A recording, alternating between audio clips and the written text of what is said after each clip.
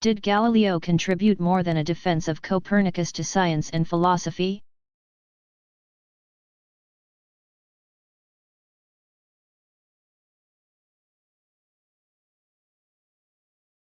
Yes. Galileo, 1564 to 1642, is credited with having founded modern mechanics by proving the laws of gravity and acceleration. He also discovered the principle of independent forces and created a theory of parabolic ballistics that accounted for the trajectory of projectiles by positing parabolic arcs for their movement. His innovations in the technology of science included an air thermoscope, a machine for raising water, and a kind of computer for geometrical and ballistic calculations. In pure science he discovered the isochronism of the pendulum, that the oscillation period of pendulums of equal length is constant, and he invented the hydrostatic balance,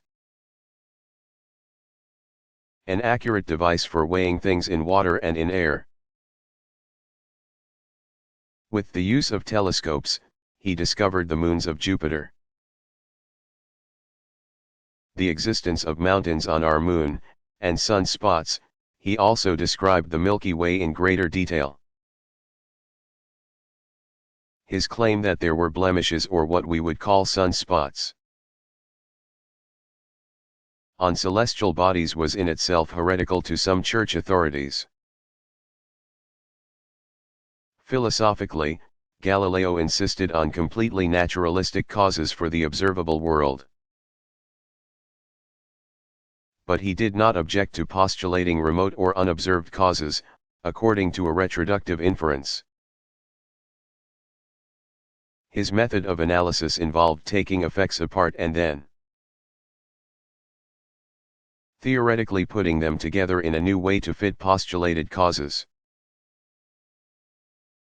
Insofar as this was a form of hypothetical inference,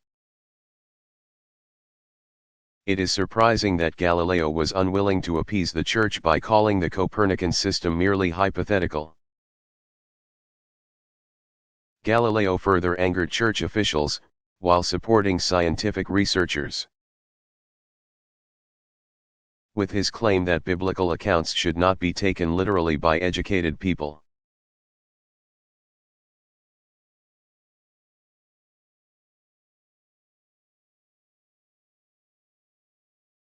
Did Jonathan Swift go mad?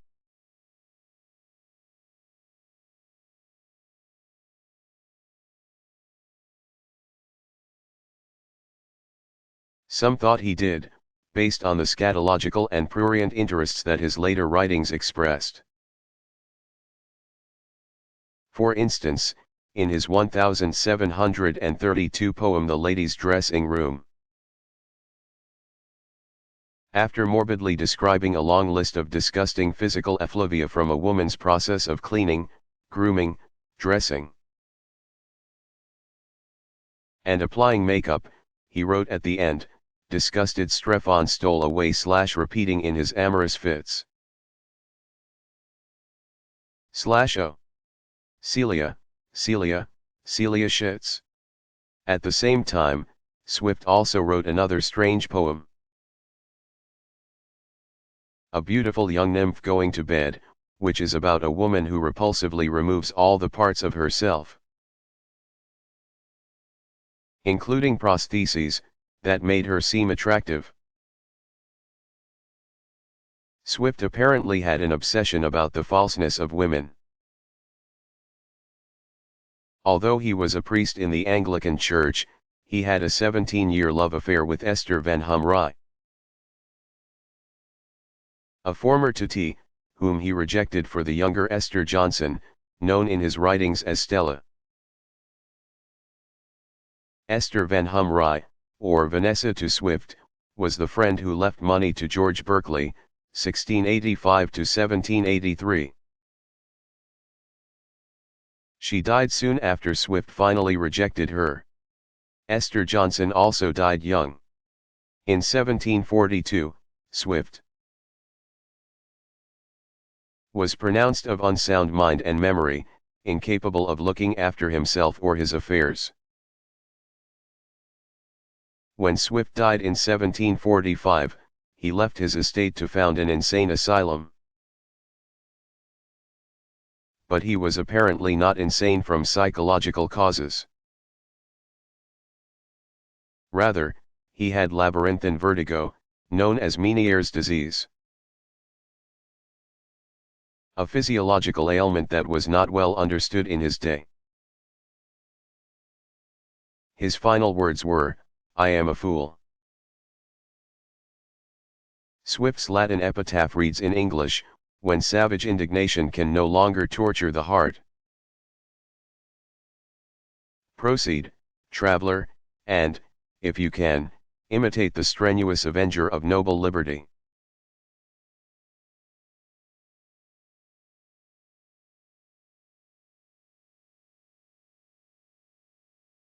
What are Aristotle's 10 categories of existing things?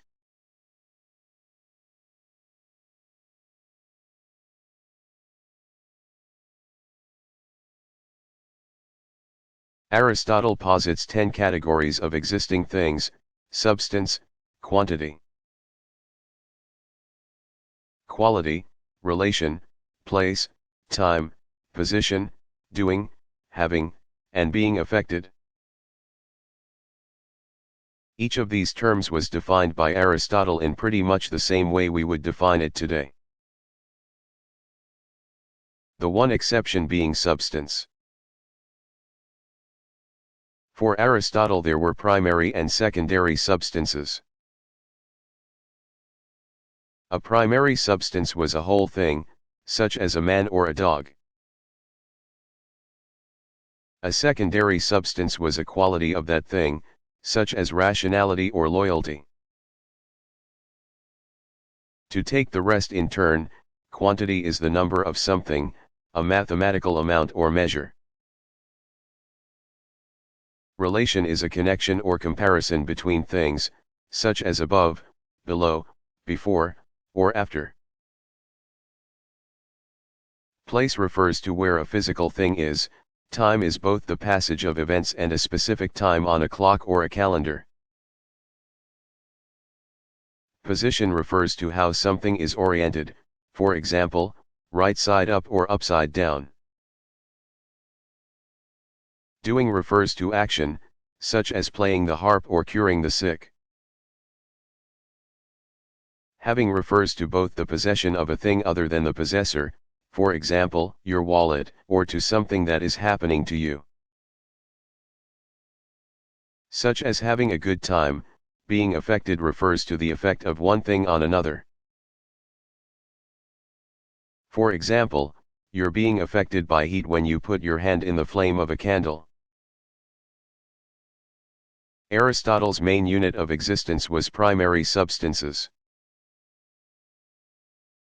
A primary substance is a specific thing, such as a cow in a field, a dog, or a tree outside the Lyceum. Secondary substances are the groups to which the primary substances belong, such as bovines, canines, or plants. Primary substances have accidents which are changing qualities that we would call attributes that can only exist in them, for example, tallness, fatness, furriness, or greenness. Our scientific knowledge is all about secondary substances, which have no real existence of their own but are abstractions in our mind based on the common nature of members of groups of similar primary substances.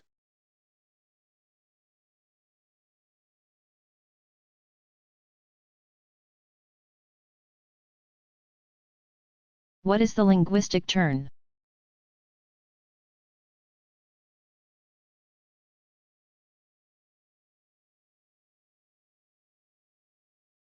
During the last half of the 20th century, at different times in different humanistic disciplines,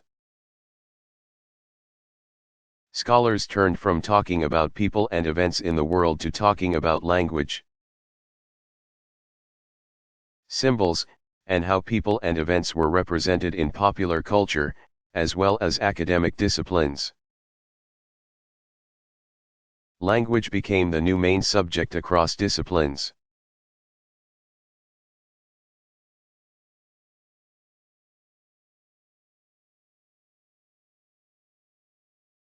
Was Rousseau a hypocrite?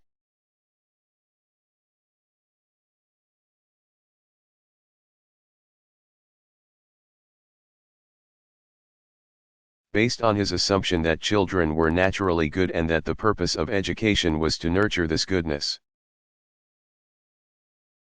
Jean-Jacques Rousseau, 1712–1778, became the leading educational theorist of his age.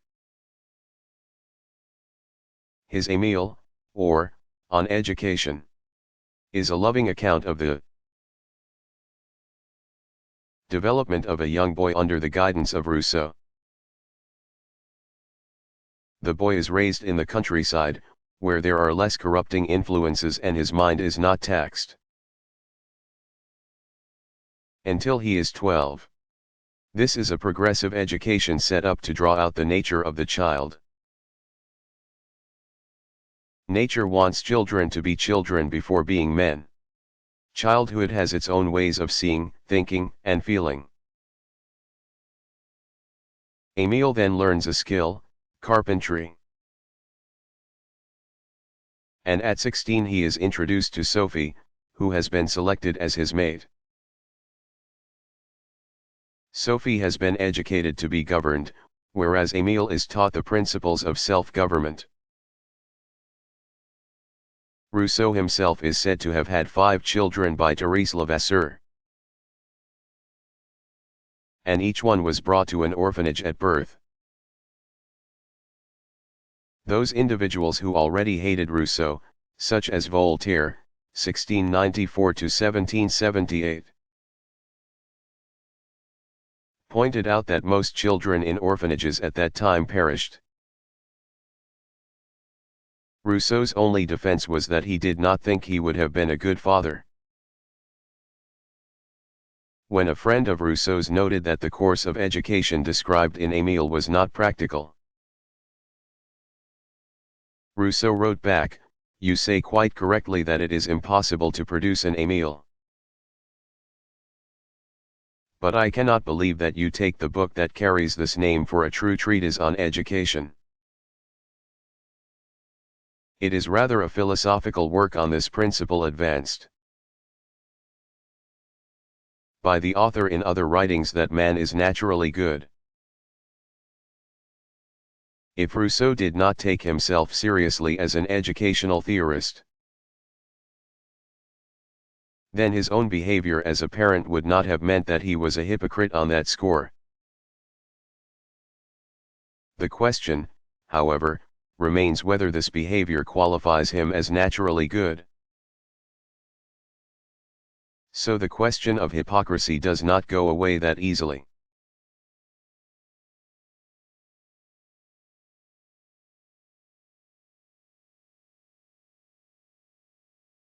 What is continental philosophy?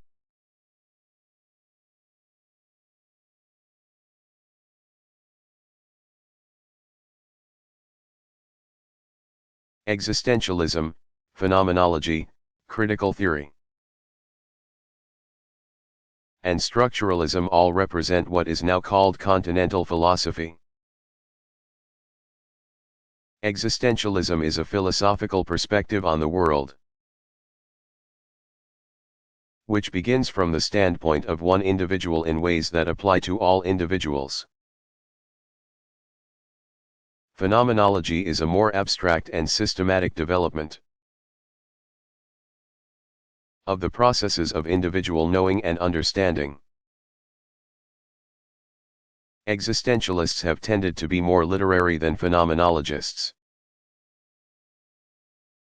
Critical theory is a 20th century development of the theoretical methodology of Marxism.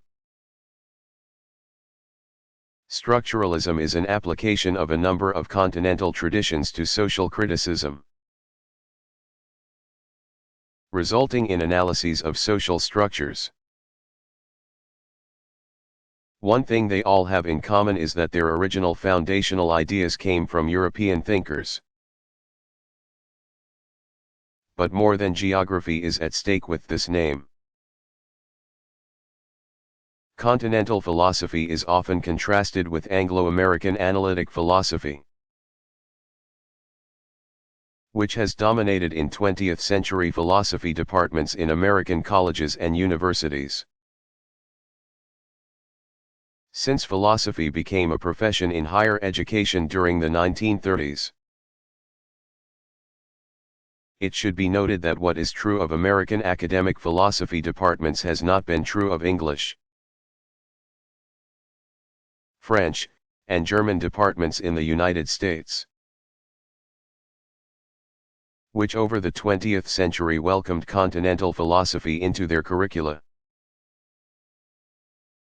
Moreover, continental philosophy is not alone in its stepchild status among American professional philosophers. Because the same thing happened to American philosophy, also known as pragmatism, after the 1950s.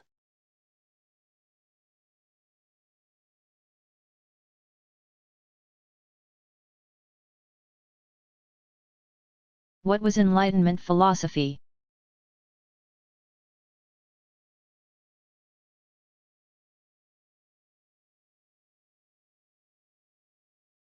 Enlightenment philosophy was written during the time associated with the Enlightenment, which occurred roughly around the 18th century. The Enlightenment was an historical period in which the ideas of philosophers played dominant cultural roles, in contrast to the importance of religion during the medieval period, or the importance of science and technology in the 19th and 20th centuries.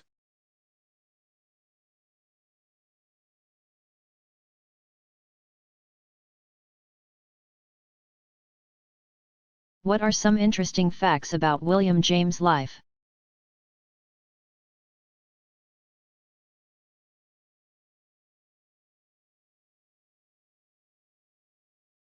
James was the oldest of 5 children. His brother Henry was the famous novelist, and his sister Alice became well known for her posthumous diaries. James' father, Henry James Sr., was both wealthy and eccentric. The James children were educated in the United States, England, and Europe, and William grew up with a cosmopolitan perspective. James was at first interested in studying art, but then turned to science. In youth he suffered from eye, back, stomach, and skin problems and was diagnosed as neurasthenic. He experienced depression and, at times, prolonged suicidal thoughts. While some of his ailments might be considered psychosomatic today, he did eventually die of heart failure. James began medical studies at Harvard in 1864 and took time off to travel on expeditions to the Amazon and to Germany for cures of various physical complaints. He was awarded his MD in 1869. It was his only academic degree, although he never practiced medicine. He married Alice Gibbons in 1878 and spent the remainder of his life teaching at Harvard, in both psychology and, after the early 1880s, philosophy. James' students included such luminaries as President Theodore Roosevelt, author and philosopher George Santayana, civil rights activist W.E.B. Du Bois, philosopher Ralph Barton Perry, author Gertrude Stein, philosopher and legal scholar Morris Raphael Cohen, Alain Locke, sometimes called the father of the Harlem Renaissance, logician and pragmatist C.I. Lewis, and psychologist and philosopher Mary Calkins.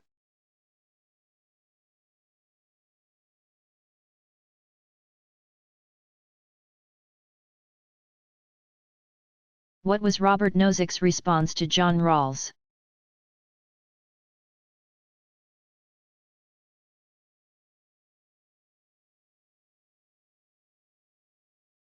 First, Nozick, 1938 to 2002, held that rights were inviolable.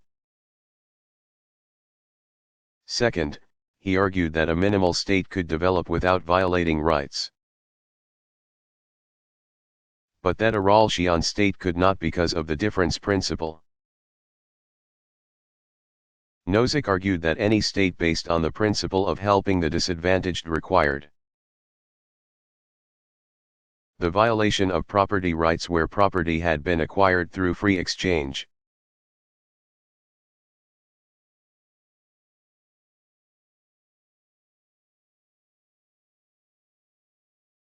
In what ways did William Whewell disagree with Immanuel Kant?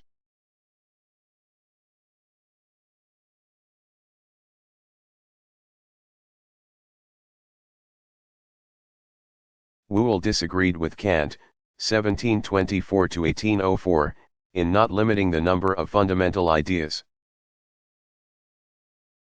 and claiming that we can have objective knowledge of the world as it exists in itself, independently of our fundamental ideas. Kant, on the other hand, held that we cannot know things as they are in themselves, but only things as our categories enable us to understand them. Whewell posited God as the creator of our fundamental ideas. Because God had created them, these ideas matched reality.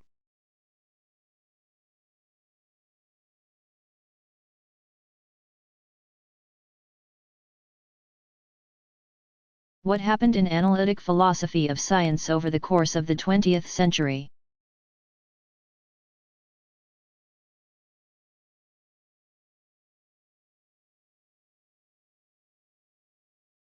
The 20th century was an extraordinary period of conceptual upheaval in how science was regarded. There was a rejection of hardcore logical positivism, beginning with Hans Reichenbach, 1891 to 1953. Just as metaphysics and epistemology drew closer to the actual sciences, philosophy of science itself began to look more humanistic as traditional inductive confidence in objective facts was first dislodged by Karl Popper. 1902 to 1994, Thomas S. Kuhn, 1922 to 1996. Then inverted the relationship between facts and theories with his notion of a paradigm and scientific revolutions. Over the same time period, any lingering hopes in vitalism or some non-objective life force were put to rest by James D. Watson and Francis Crick's discovery of the double helix structure of DNA. However, the mapping of the human genome at the turn of the 21st century did provoke more nuanced views on biological determinism, opening the possibility of a new philosophy of science of biology.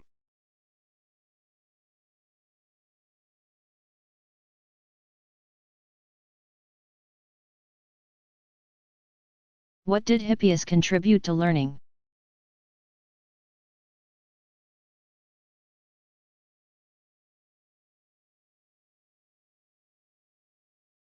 The sophist Hippias of Elis, c.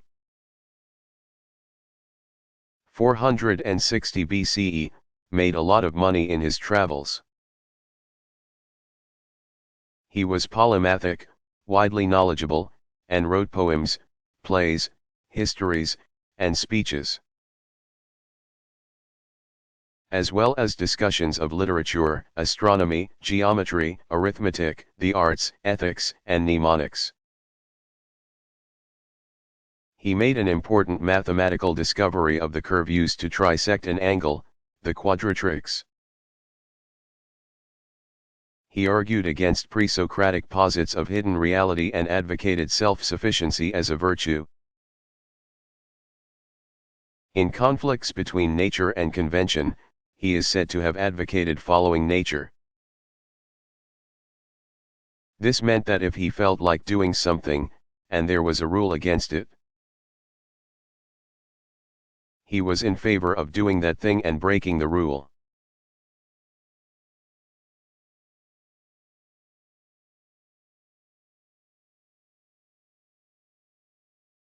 What was Berkeley's answer to whether a tree falling in the forest makes a sound?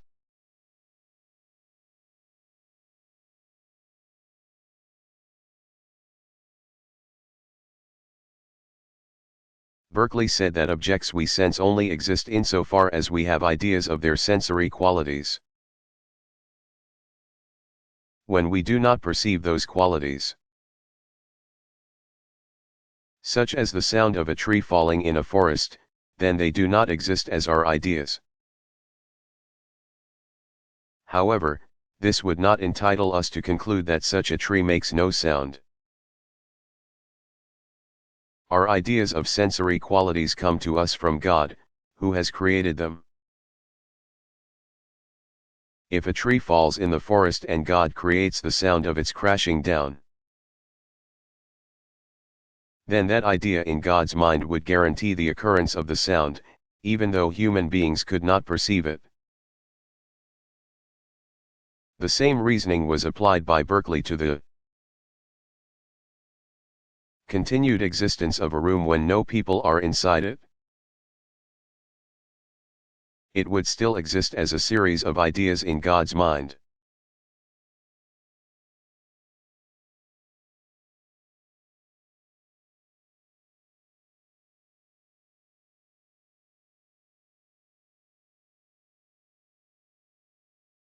How did Leibniz define his principles?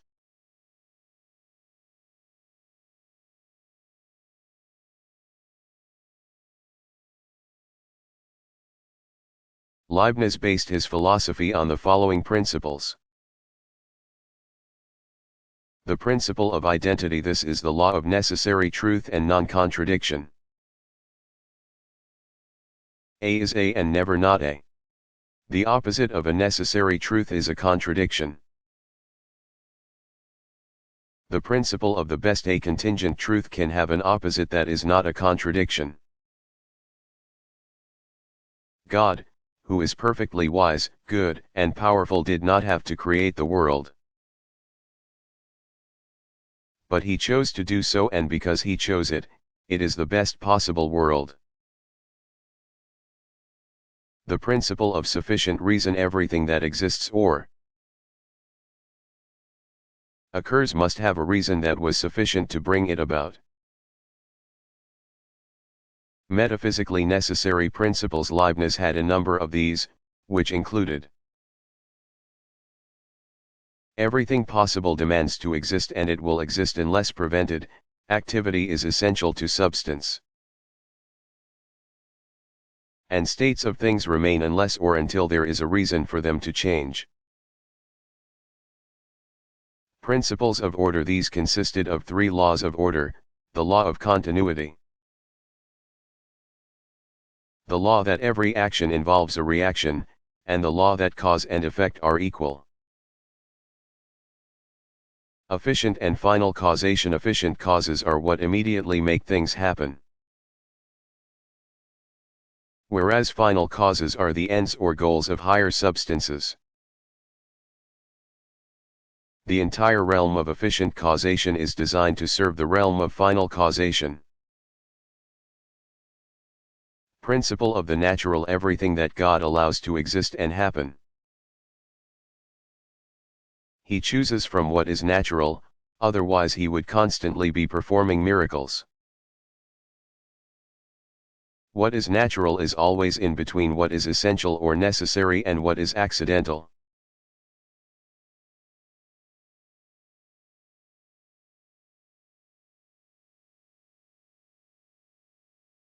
What was Jean-Paul Sartre's version of existentialism?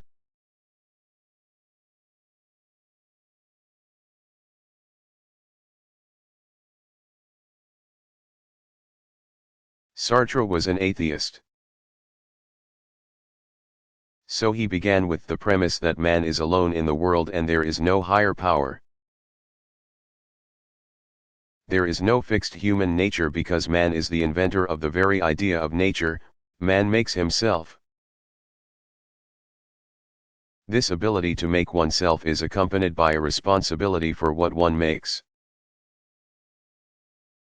And it leads to considerable anguish because one must choose what to be on one's own. The living human being is always in a situation of varying degrees of difficulty from which there is no escape. Others are also present in one's life, of course, and they have the same kind of freedoms you do, which renders cooperative and lastingly loving human relationships extremely difficult. One can never fully see the other as he or she is to himself or herself. Because others are in the same situation, the net effect is that hell is other people. Sartre's view of intimate relationships was bleak because the person desired always eludes being the object desired. The desired person can never fully become an object because he or she has their own freedom. To accept one's freedom and one's situation, or facticity, are both necessary in order to be in good faith. The person who lives in bad faith either denies his own freedom and responsibility or denies the reality of his situation. Everything is chosen, even emotions that carry one to extremes, or insanity. Even the most difficult situation, which one has not chosen, does not negate one's freedom. It is the individual who gives the situation the meaning it has for him or her as a difficult situation. With a gun to one's head, for instance, one still has the choice of whether or not to live.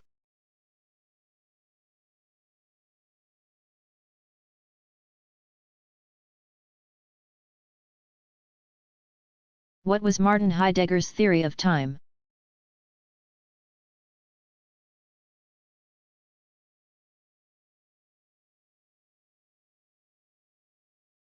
As with space, time, explained Heidegger, is a creation of Dasein based on its concern for things beyond its immediate self. Dasein in the mode of temporality even creates abstract or clock time because it is a goal-oriented being. Something that is not yet becomes located in the future, on the basis of the having been, which is the past. The immediacy of the present emerges from Dasein's concern about something in the future. As a structure of human existence, temporality thus temporalizes itself. This is Heidegger's terminology, and what he seems to mean is that when you think about the future, you think about how the present will be a memory to you then. People do this when they deliberately take photographs to create memories.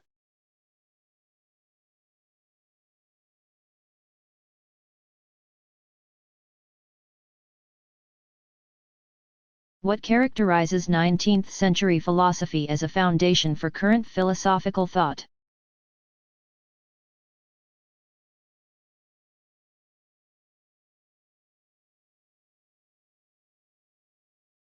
Philosophy became fully modern in the 19th century in the sense that 19th century philosophical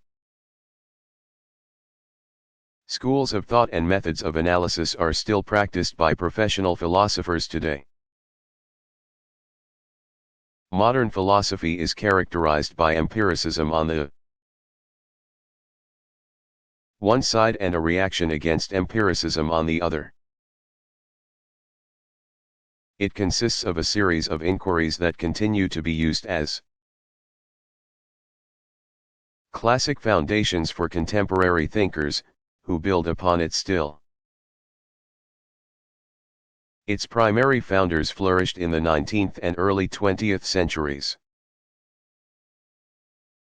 And they set the stage with problems that gave rise to existentialism and phenomenology, or continental philosophy, American philosophy,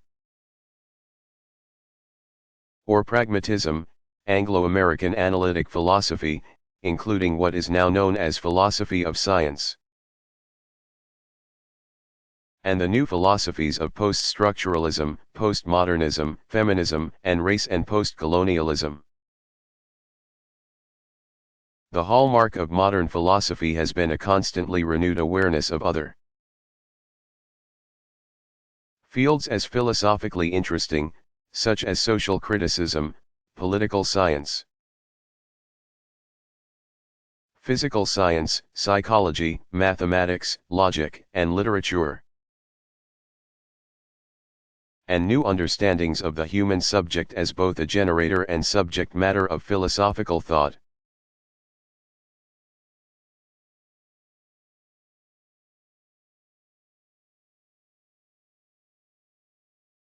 What did Anne Conway's physical pain have to do with her philosophy and religion?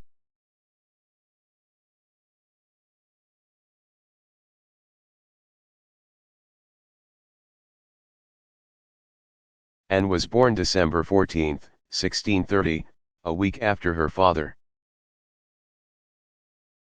Sir Hennig Finch, who was Speaker of the House of Commons, died. Having learned Latin, Greek, and Hebrew at home, she began a correspondence with Henry More. 1614 to 1687, who had been her brother's tutor at Christ College. More held her in very high intellectual esteem, and their correspondence continued after she married Edward Conway. At the age of 20, More wrote of her that he had scarce ever met with any person, man or woman, of better natural parts than Lady Conway. One of her motivations for studying philosophy and possibly converting to Quakerism was her need to reconcile the existence of a good, all-powerful God with pain and suffering in the world. Anne herself was afflicted with extraordinarily severe headaches all her life. At one point, she had her jugular arteries bled in search of relief.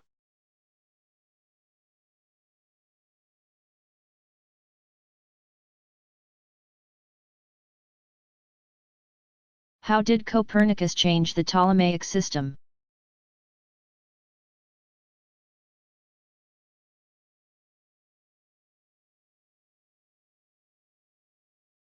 The system introduced by Nicolaus Copernicus, 1473 to 1543,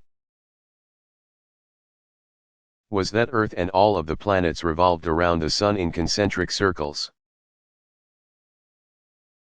Copernicus was further able to reduce the number of postulated epicycles to 34, still saving the appearances, or not contradicting what was observed. This shifted the fundamental frame of astronomical reference from Earth to the fixed stars. As he wrote, first and above all lies the sphere of the fixed stars, containing itself and all things, for that reason immovable, in truth the frame of the universe, to which the motion and position of all other stars are referred, though some men think it to move in some way. We assign another reason why it appears to do so in our theory of the movement of the Earth. Of the moving bodies first comes Saturn, who completes his circuit in XXX years.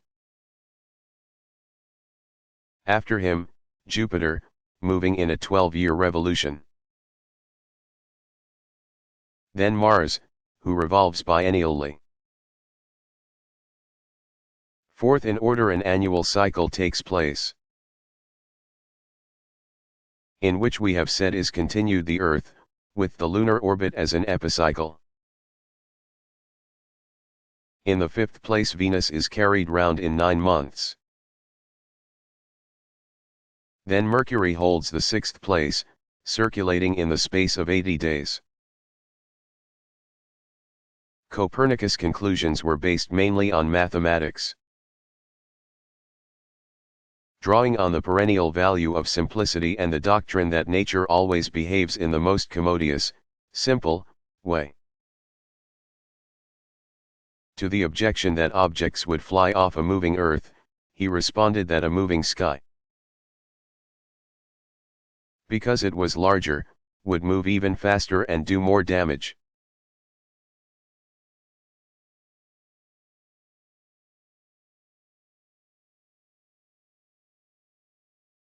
How can there be new philosophy?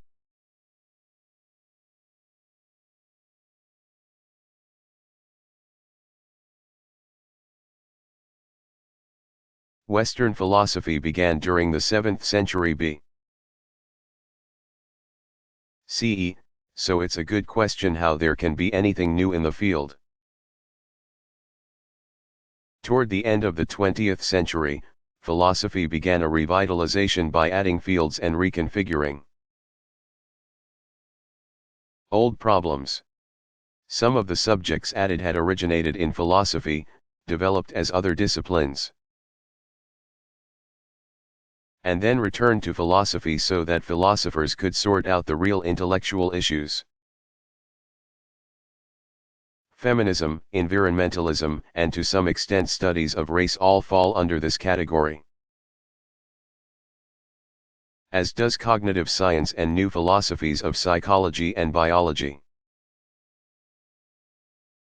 Post-structuralism, or deconstructionism, which is also known as postmodern philosophy, always was considered philosophy in Europe, but it has only recently been recognized as such at philosophy departments in American universities. So-called other philosophies from Latin America, Asia, and Africa have also begun to achieve recognition in the United States. There has been a revival of pragmatism, too. Brand new on the horizon is experimental philosophy.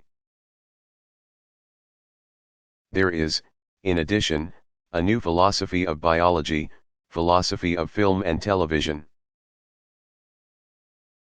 philosophy of technology, and philosophy for children, not to mention the new Mysterianism.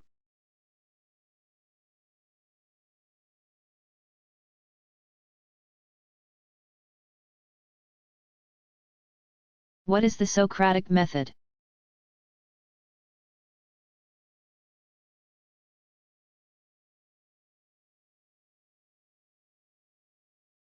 The Socratic method has two main parts. First, a question is asked about a difficult subject. Second, the answer is followed up with another question, and a dialogue follows. Socrates often asked difficult questions of people who were considered wise and competent. And when their answers were not satisfactory, Socrates asked more questions. More generally, and without the questioner intending to make a fool of the person of whom he asks a question. The Socratic method is a way of teaching that involves an ongoing conversation about a subject between a teacher and student.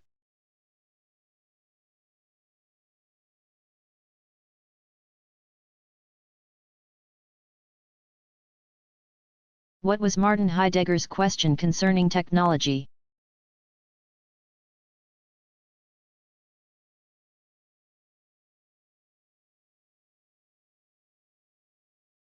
Heidegger's question was the same question that hangs over us at this time. Will technology destroy the world as we know it? But Heidegger's understanding of technology was unlike environmentalist thought that distinguished the artificial from what is natural. As part of what it means to say that the world worlds, Heidegger believed that technology was a process arising from being. Insofar as human beings are the custodians of being in their own being. Albeit without a full understanding of what is involved in their relationship to being. Technology, according to Heidegger, was an enframing force and process that emerges from Dasein's relationship to being. All beings are marshaled and regimented to present themselves as uniform types of objects, human activities and the beauties of nature are also enframed and presented back to Dasein as items for use or consumption. In Heidegger's terms, a particularly plaintive example of such processing is the redirection and artificialization of the River Rhine as a tourist attraction. As part of his analysis of the historical force of technology that has arisen from a distinctively human understanding of being, Heidegger insists that technology is not an effect of science, but the reverse. Science and scientific research are no more than the results of more general technological forces.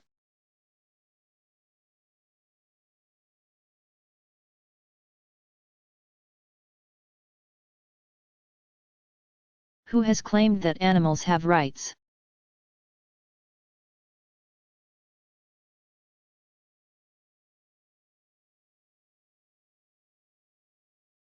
Tom Reagan, 1938, has based a deontological doctrine of the wrongness of killing innocents, including animals, on the premise that they have intrinsic or inherent worth. It follows from this that humans have an obligation not to harm animals, or at least some of them, for recreation, food, or experimentation. Paul W. Taylor, 1923, has extended Reagan's view in claiming that every living thing, from a germ to an elephant, has a teleological center of life that is worthy of moral respect.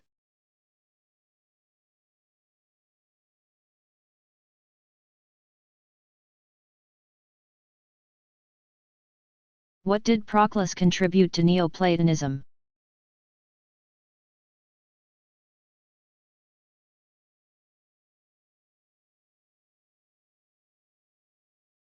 Proclus, 412 to 485, wrote Elements of Theology and Plato's Theology, which had a lasting effect on subsequent philosophy, particularly that of Hegel, 1770 to 1831, 13 centuries later. He added to the idea of emanations by adding to their downward movements horizontal movements at different stages of their descent. That resulted in a great multiplication of divine entities, or Henids, with which Proclus associated Greek deities. He also developed the triadic ruling principle of remaining, preceding, returning. That is, the deity remained what it was while its emanations proceeded downward to ordinary existence. And human understanding of this process and communion with the deity constituted returning. Aside from his spiritual work, Proclus wrote on mathematics, astronomy, physics, and literary criticism.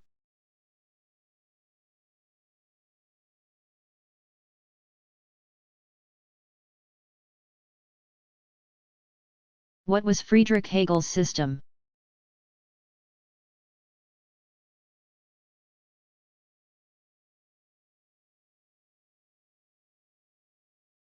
Knowledge, according to Hegel, begins with logic, the subject of which is pure being. Although logic is always mediated in history, so that we do not see or experience logic in its pure form, but have to infer it from relations among events. Past philosophy represents different forms of consciousness that have progressed toward absolute knowledge or philosophical science. The progression of consciousness occurs because different forms of consciousness are contradictory and their inner dialectic resolves the contradictions via the emergence of new forms. This dialectic is not a dialogue between consciousnesses, but the inner development of what consciousness is conscious of. Hegel is able to chronicle this development of consciousness toward absolute knowledge, because it is presumed to be attained through his philosophical work.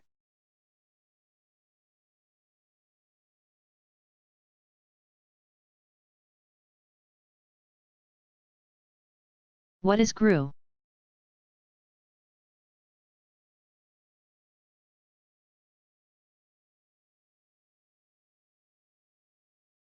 Nelson Goodman, 1906 to 1998, supposed that all emeralds before time t, which is the present, are green. But if this is true, then G is also true. Emeralds before time t are green or emeralds after time t are blue. The reason it is true that emeralds after time t are either green or blue is that the time after time t is the future, and we do not know what the future will hold for emeralds or for anything else. G defines the predicate GRU, a term Goodman made up, as a quality of emeralds. All of the emeralds that qualify as GRU could be blue after time t. Nevertheless, Goodman maintained that we would prefer to call them blue after time t. He believed this showed that confirmation cannot be a purely logical or syntactic process, but that it reflects our linguistic preferences, which go beyond what we actually know.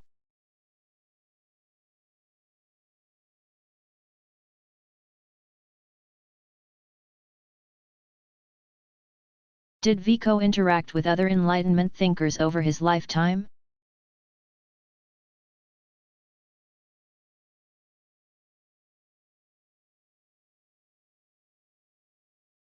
No. Giambattista Vico's circumstances did not afford him the leisure of an intellectual vocation.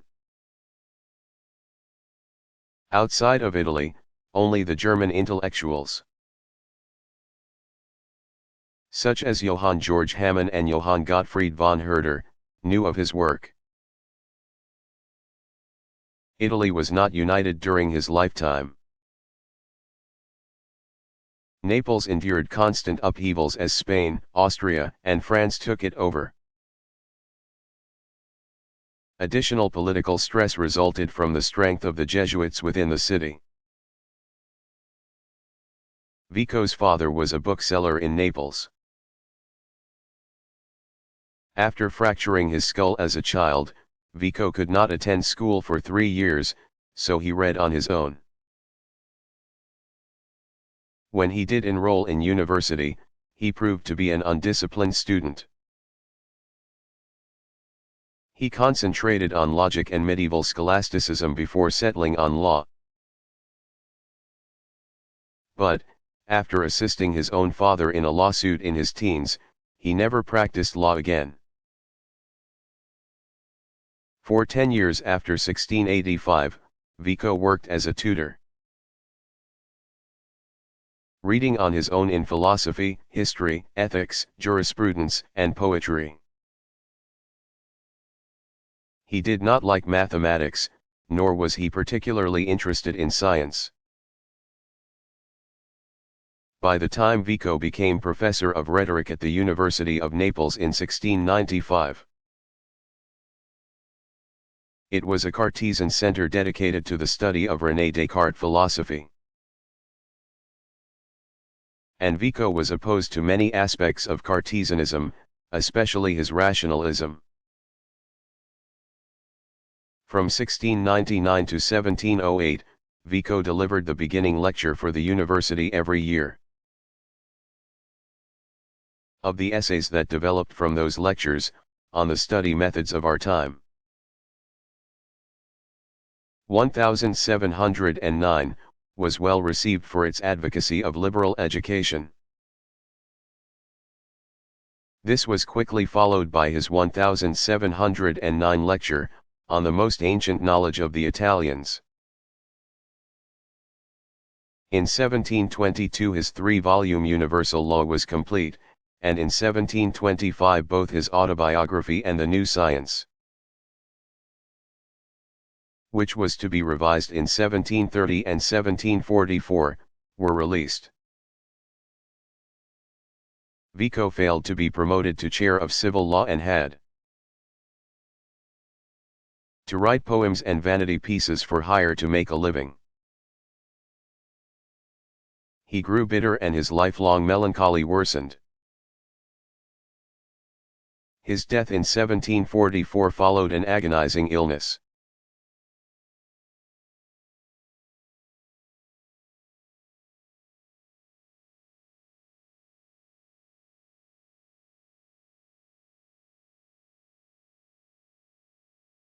Did W. Vo Quine practice what he preached about philosophical relevance?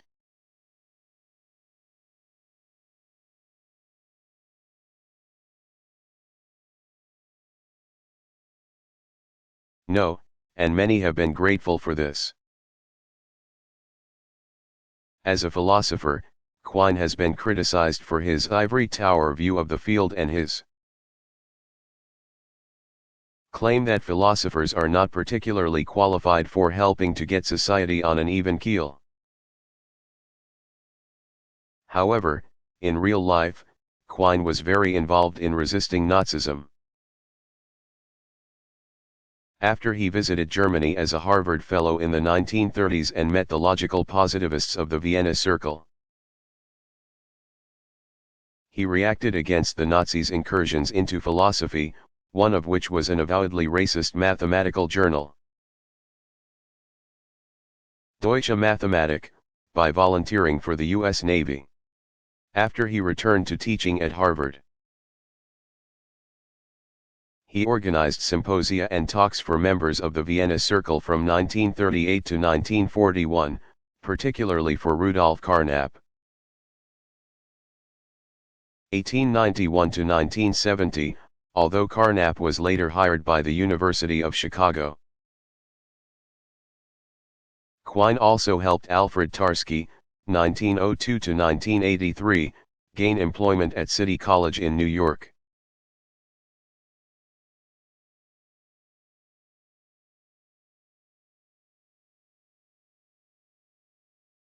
Where does the human mind fit into Hegel's idealism?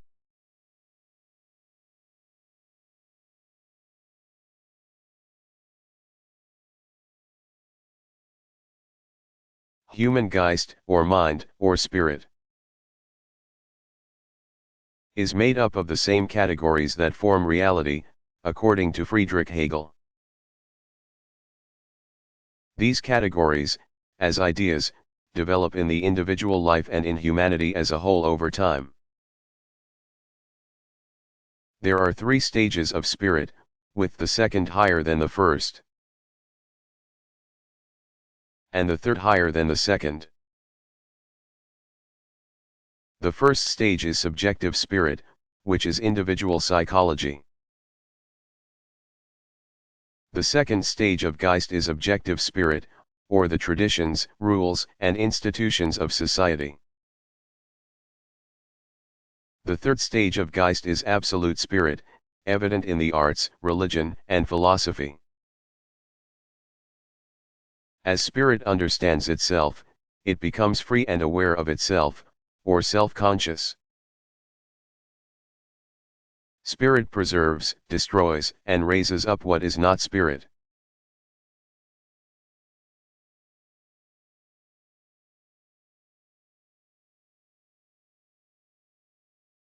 Teresa of Avila, a Renaissance figure?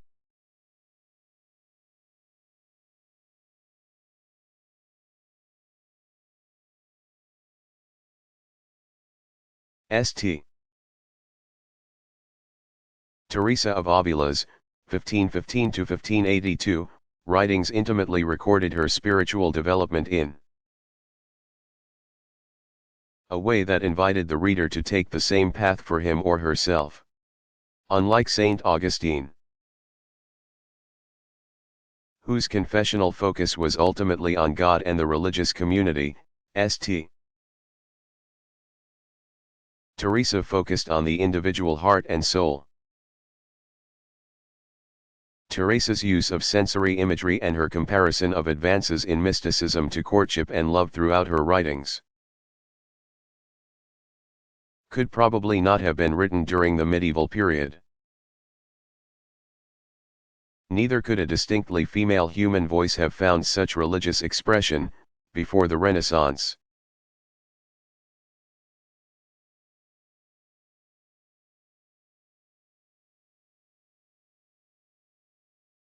Who was Harriet Taylor?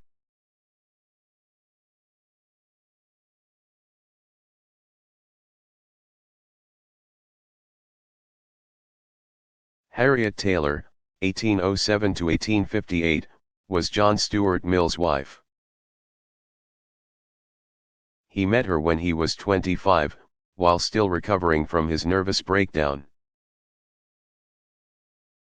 She had been married since the age of 18 to John Taylor, with whom she had 3 sons. Mill and Harriet Taylor had what they described as a platonic relationship, until the death of her husband after 20 years of marriage. At one point, the Taylors separated, with Harriet taking her daughter to live with her, while John raised their sons. Some feminist writers believe that Harriet was actually the author of Mill's The Subjection of Women, 1869, as well as other writings, such as On Liberty, 1859, for which Mill gave her great credit. Taylor's contemporary detractors referred to her as that stupid woman, and said she only appeared to have been Mill's collaborator because she was adept at repeating what he had already said or written. Taylor published very little in her own name. She was a founding member of the Kensington Society, which circulated the first petition for the rights of women. And she contributed articles to the Unitarian Journal, monthly repository. Mill was without question extremely devoted to her, and after her death he wrote, "Were I but capable of interpreting to the world one half the great thoughts and noble feelings which are buried in her grave, I should be the medium of a greater benefit to it than is ever likely to arise from anything that I can write, unprompted and unassisted by her all but unrivaled wisdom."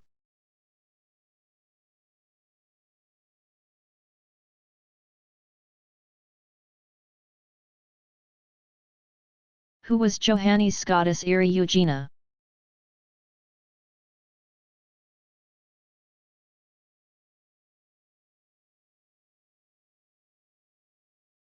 Johannes Scotus Iri Eugenia, c.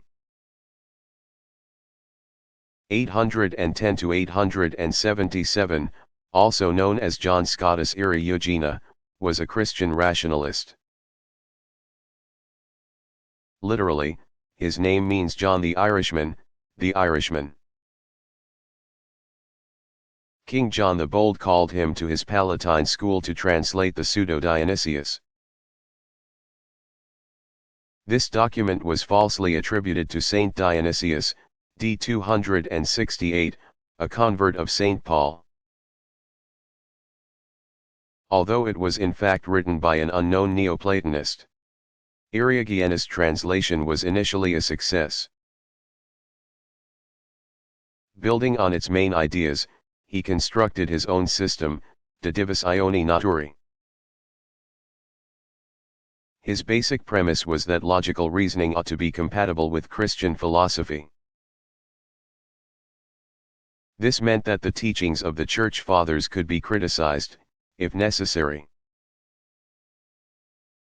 More heretically than that, it left no room for faith in divine creation and salvation. Eriugenius' treatise was condemned by Pope Honorius III, 1148–1227, in 1225.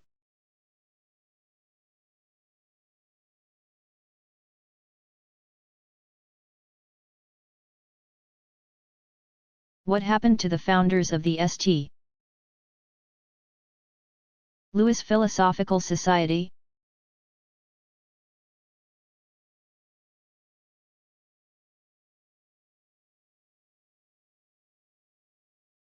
They went on to distinctive careers. Henry C. Brockmeyer, 1826–1906, set up a law office and was elected to the Missouri Senate. He composed the Missouri Constitution in 1875, became lieutenant governor, and was acting governor from 1876 to 1877. Then he moved farther west, lived with the Creek Indians, and attempted to get his translation of Friedrich Hegel's, 1770–1831, Science of Logic, 1812, published, which he never did. He ended up whittling wood and making toothpicks, which he brought to St. Louis to sell. William Harris, 1835–1909, became a journalist and lecturer. Head of the Concord School, and Missouri's first Commissioner of Education. Denton Jacques Snyder, 1841–1925, wrote more than 60 books, including the intellectual history of the St. Louis Hegelians. He taught from kindergarten to college level at the Communal University of Chicago, and set forth his Snyderian psychology in 10 volumes. Snyder's most famous work is the St. Louis movement in philosophy, literature, education, psychology, 1920. Thomas Davidson, 1840–1900, who was another early member of the St. Louis Society, founded the Breadwinners College in New York City and a summer school in Glenmore, New York, where he later lived.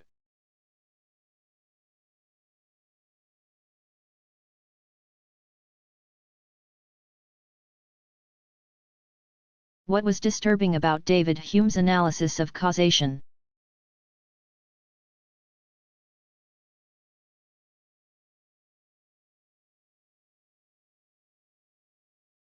Hume attacked the scientific and common sense idea that there was a necessary connection between cause and effect.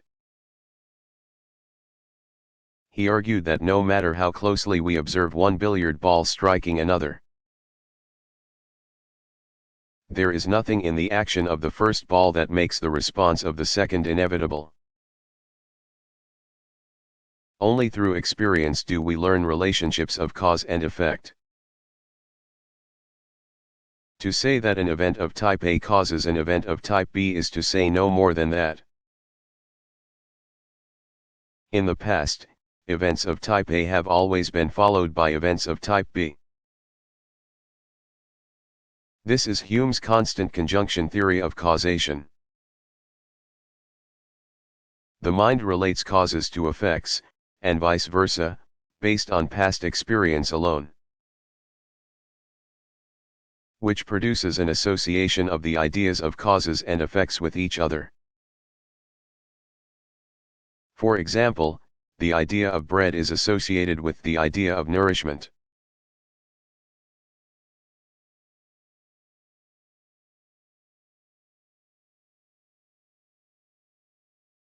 What did Henri Bergson have to say about laughter and the human sense of humor?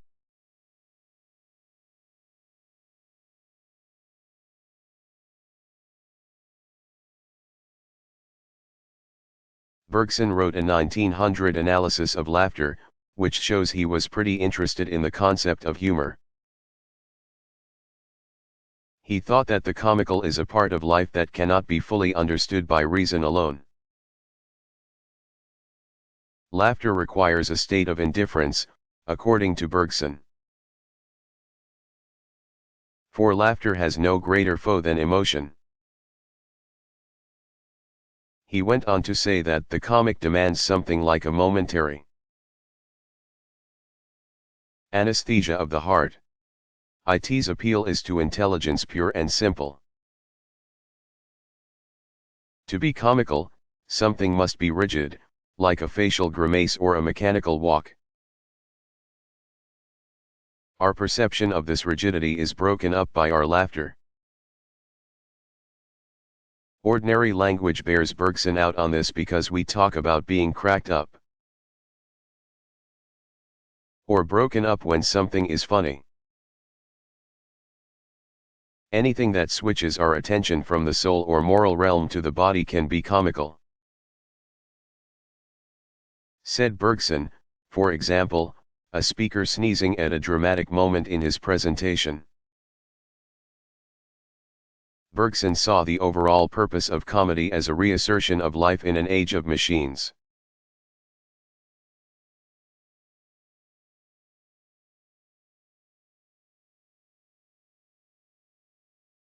How and why did Jewish and Islamic philosophy become part of the scholastic tradition?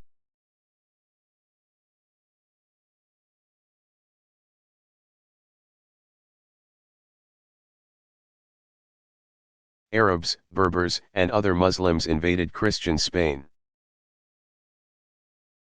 in the year 711 as part of their Islamic military campaigns. These military invasions were followed by a kind of colonization, which supported lasting cultural exchange. The Muslims were inclined to tolerate Judaism as well as Christianity because it was also a monotheistic religion of the book. That is, like both Islam and Christianity, Judaism had its own Bible with one God. As a result of the dual tolerance of Jews and Christian by Muslim rulers, the scholastic tradition, which was originally a Christian tradition, came to incorporate both Jewish and Islamic philosophy.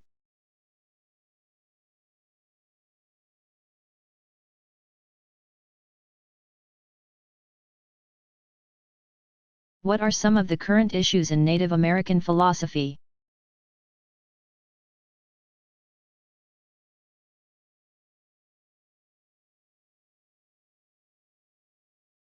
The concerns address politics, ecology, religion, and feminism. The Native American claims are both straightforward and difficult to solve.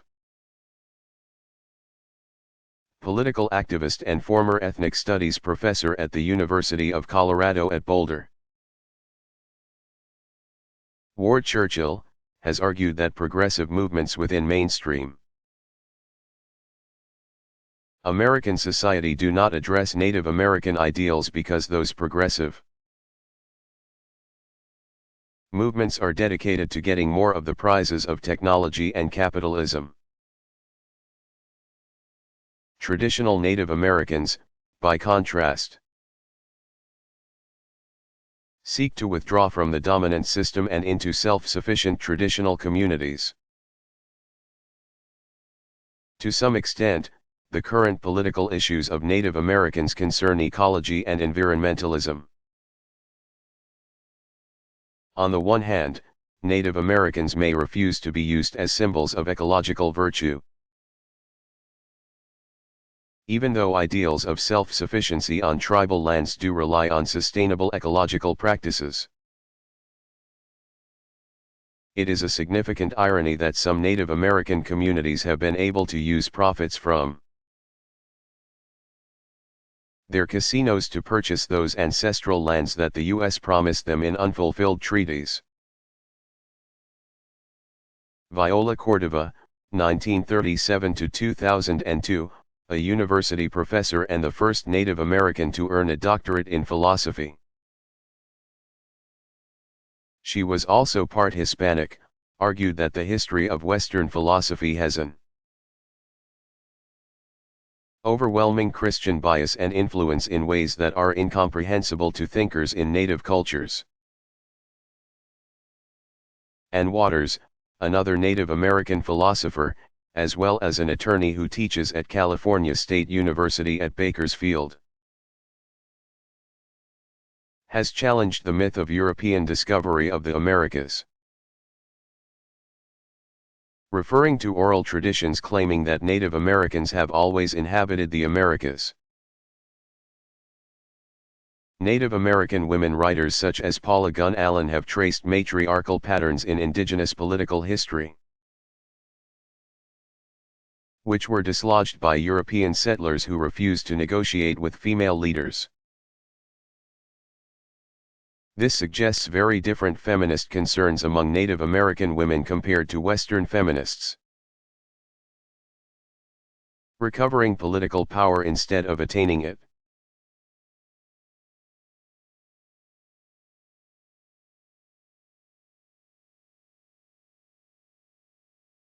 What is the problem of universals?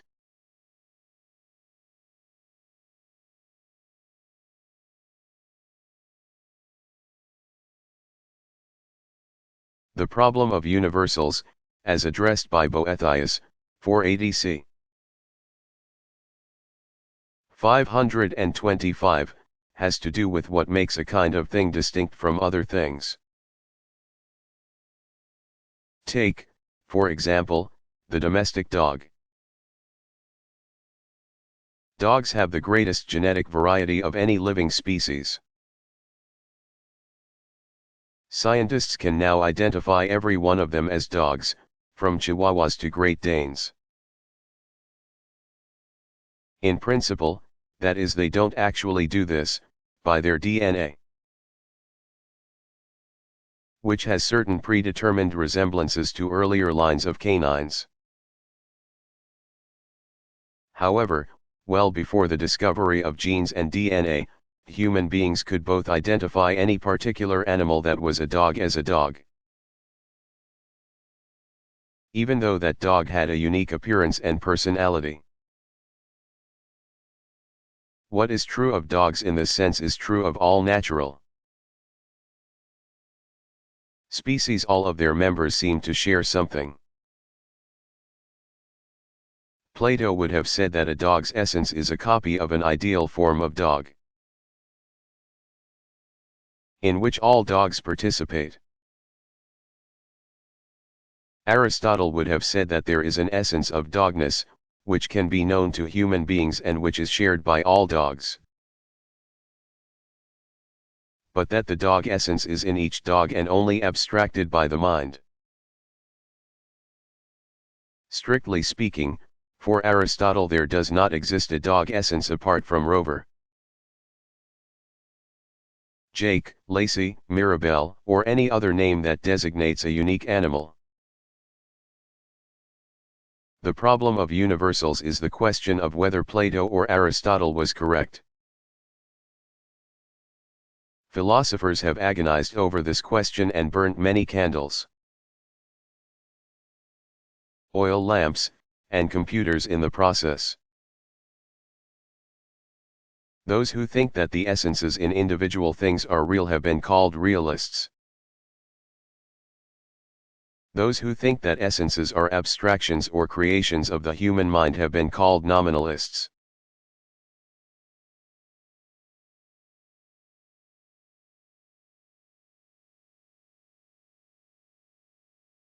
What was F. H. Bradley like as a person?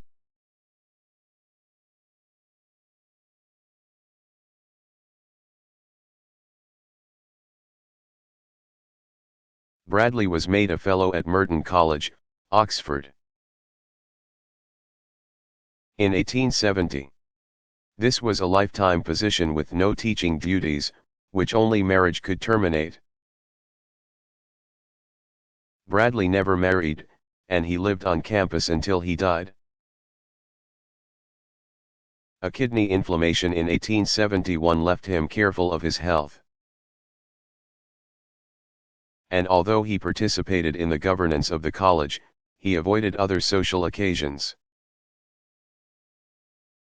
For instance, he turned down an opportunity to be a founder of the British Academy. Bradley detested cats and shot them on the college grounds, during the night. R.G. Collingwood, his neighbor for 16 years, later wrote, "Although I lived within a few hundred yards of him, I never to my knowledge set eyes on him."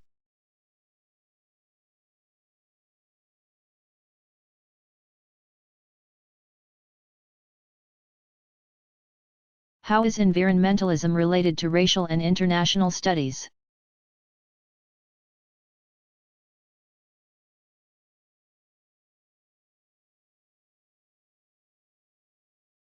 Theorists of racial discrimination such as Laura Westra and Bill E. Lawson have identified environmental racisms. Minorities, who live in poor neighborhoods, are more vulnerable to having toxic dump sites in their immediate environments, for example. Some indigenous philosophers have criticized the whole Western technological project. By contrast, international scholars have criticized Western environmentalists for assuming that development in poor countries for the improvement of human life is less important than the preservation of nature.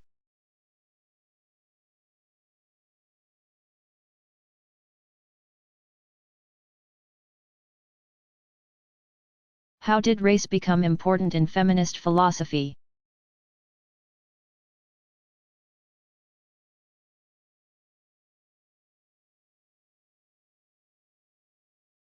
The complexity of feminist issues of race were underscored by University of California at Los Angeles law professor Kimberly Cruz's groundbreaking paper, Demarginalizing the Intersection of Race and Sex, a Black Feminist Critique of Anti-Discrimination Doctrine. Feminist Theory and Anti-Racist Politics, University of Chicago Legal Forum 139-67, 1989. Kimberly's work introduced the problems of intersectionality, whereby oppressions due to race and gender can't simply be added because they result in distinctive new identities that form a situation of new forms of discrimination. Kimberly argued that black women are not protected by either discrimination laws for women or by discrimination laws for blacks. White women take precedence over them in the first instance and black men in the second. That is, anti-discrimination laws are satisfied in the letter of the law by protecting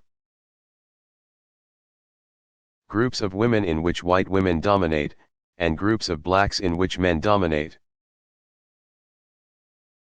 The result is that black women are not legally protected as black women.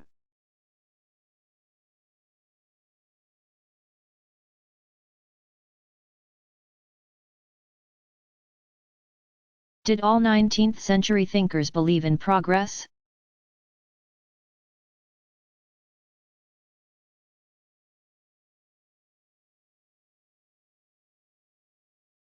Thomas Edison, 1847 to 1931, certainly did. In 1876, when he set up his laboratory in Menlo Park, New Jersey, he committed himself to a minor invention every 10 days and a big thing every 6 months or so. Edison did get about 40 patents a year and over 1,000 before he died. Not everyone was so enthusiastic about new machines, though. Thomas Carlyle, 1795 to 1881, for example, wrote in 1829 in Signs of the Times, an essay that was published in the Edinburgh Review. The signs being the age of machinery. That the shadow we have wantonly evoked stands terrible before us and will not depart at our bidding. Henry David Thoreau, 1817 to 1862, wrote in Walden, 1854. We do not ride upon the railroad, it rides upon us. Still, many did share Edison's optimism, and it was the popular national view. Timothy Walker, a lawyer from Ohio, wrote in the North American Review in 1831 that machines free ordinary people from burdensome labor and promote democracy.